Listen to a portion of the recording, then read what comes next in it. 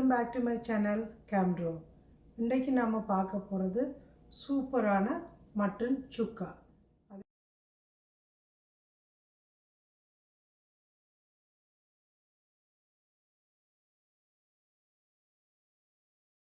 Mutton சுக்கா செய்ய தேவையான பொருட்கள்: மட்டன், கருவேப்பிலை, சீரகம், சோம்பு, மல்லி, கிராம்பு, பட்டை, மிளகு, ஏலக்காய், பச்சை மிளகாய், கேஷ்யூ, ஜிஞ்சர் கார்லிக் பேஸ்ட், எண்ணெய், மஞ்சள்.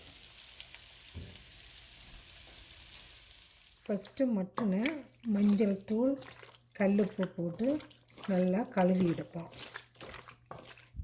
கழுவின மட்டனை குக்கரில் வச்சு ஒரு துண்டு பட்டை, ஒரு 4 கிராம்பு, 2 ஏலக்காய், ஒரு சின்ன வெங்காயம், ஒரு சின்ன தக்காளி, கொஞ்சோண்டு மஞ்சள் தூள், கொஞ்சோண்டு சீரகத்தூள், கொஞ்சோண்டு மல்லித்தூள், கொஞ்சோண்டு மிளகாத்தூள், ஒரு ஸ்பூன் ஜிஞ்சர் கார்லிக் பேஸ்ட். இதை கொஞ்சோண்டு தண்ணி ஊற்றி குக்கரில் வச்சு ஒரு 15 நிமிஷம் வேக விட போகிறோம்.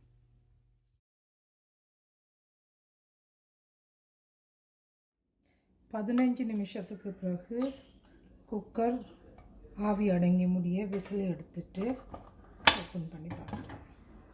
சூப்பராக மட்டன் வெந்து சாஃப்டாக இருக்குது. ஸோ மட்டன் சுக்கா செய்கிறதுக்கு ஒரு பொடி ஒன்று தயாரிக்க போகிறோம். அடுப்பு ஆன் பண்ணி சட்டியை வச்சு அதில் 1 ஸ்பூன் மல்லி, 1 ஸ்பூன் சோம்பு, 1 ஸ்பூன் சீரகம், 1 ஸ்பூன் மிளகு,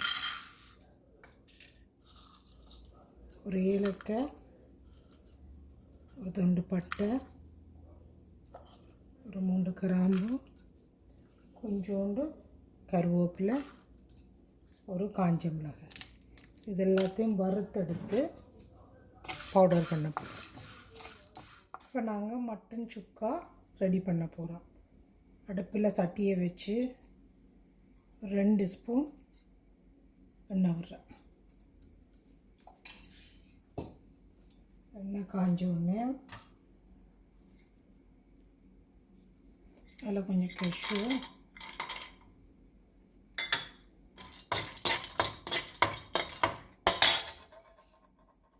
கருவேப்பிலை, 2 காஞ்ச மிளகாய் அதை போட்டு வறுத்தெடுக்க போகலாம். எல்லாம் பொன்னிறமாக வறுத்தெடுத்து முடிய சட்டியை திருப்பி வச்சு கொஞ்சம் வெங்காயம்,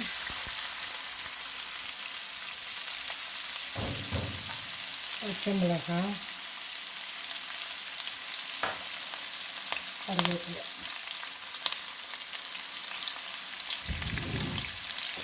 ஒரு காஞ்ச மிளகாய்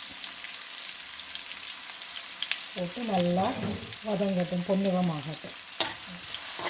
வெங்காயம் நல்லா வதங்கி முடிய 1 ஸ்பூன் இஞ்சி பூண்டு விழுது போட்டுருவோம்.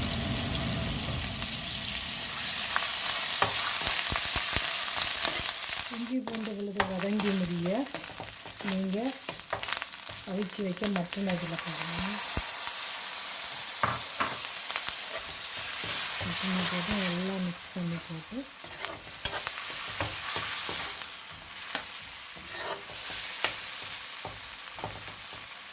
இதுலேயே நீங்கள் செய்த பொடியை ஒரு 3 ஸ்பூன் போட்டுக்கலாம்.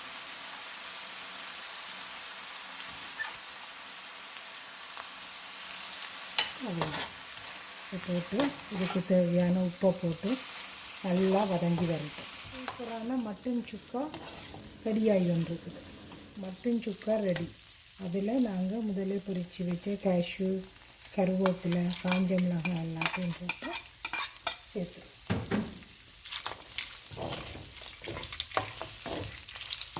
சூப்பரான mutton chukka ready. Thanks for வாட்சிங். உங்களுக்கு இந்த மாதிரியான சமையல் குறிப்புகள் பிடிச்சிருந்தா இந்த சேனலை லைக் பண்ணி ஷேர் பண்ணி சப்ஸ்கிரைப் பண்ணுங்கள். நன்றி, வணக்கம்.